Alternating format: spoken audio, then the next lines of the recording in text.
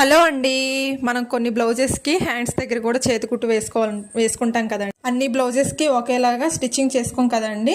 ఇక్కడైతే నేను అంటే హ్యాండ్స్కి చేతికుట్టు వేసుకునేటప్పుడు పర్ఫెక్ట్గా ఎలా రావాలో ఈ వీడియోలో అయితే మీకు చూపిస్తాను. ఇప్పుడు డైరెక్ట్గా లైనింగ్ అనేది అటాచ్ చేసుకున్న తర్వాత అన్ని వైపులా స్టిచ్చింగ్ అనేది చేసేసుకుందాం. ఇంకొకటి ఏంటంటే ఇక్కడ ఇలా లైన్స్ వస్తాయి కదండి, అంటే మెయిన్ ఫ్యాబ్రిక్కి లైన్స్ వచ్చినప్పుడు అది జాగ్రత్తగా చూసుకొని స్టిచ్చింగ్ అనేది చేసుకోవాలన్నమాట.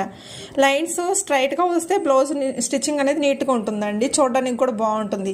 అది అడ్డం వేసేసుకున్నాం అనుకోండి అంత లుక్ రాదనమాట. అదొకటి మిస్టేక్ చేసుకోకుండా బ్లౌజ్ హ్యాండ్స్ అనేది లైనింగ్ అటాచ్ చేసి కుట్టుకోండి. ఇప్పుడు అన్నీ అటాచ్ చేసి కుట్టుకున్న తర్వాత ఫస్ట్ ఒక లైన్ అనేది స్టిచ్చింగ్ చేసేసుకుందాం. ఆ లైనింగ్ స్టిచ్చింగ్ చేసేసుకున్న తర్వాత అండ్ ఇంకో ఫోల్డ్ కూడా వేసేసుకుందాం. అంటే చేతికుట్టు వేసుకోవాలి అనుకున్నాం కదా, ఆ చేతికుట్టు వేసుకుని దాని మీద కూడా ఇంకో స్టిచ్చింగ్ అనేది వేసేసుకున్న తర్వాత చూసారా ఇక్కడ వరకు టాకా పెట్టి అక్కడ వరకు ఫోల్డ్ చేసుకోవాలని అర్థం అనమాట. చూసారా ఇక్కడ ఫోల్డ్ చేసుకున్న తర్వాత మన చేతికుట్టు వేసే వైపు కాకుండా కొంచెం పై వైపుకి స్టిచ్చింగ్ అనేది చేసేసుకోవాలండి. చేసేసుకున్న తర్వాత మనం స్టిచ్చింగ్ వేసుకున్న తర్వాత ఆ కుట్టు అనేది తీసేసుకుందాం. అప్పుడు పర్ఫెక్ట్గా అంటే హెచ్చు తగులు లేకుండా నీట్గా వస్తుంది అనమాట. చూసారా ఎంత నీట్గా వచ్చిందంటే మన స్టిచ్చింగ్ అంటే హెమ్మింగ్ చేసిన తర్వాత కూడా అలాగే నీట్గా ఉంటుంది అనమాట. నా వీడియోస్ నచ్చితే ప్లీజ్ ఒక లైక్ ఇవ్వండి. Thank you, bye.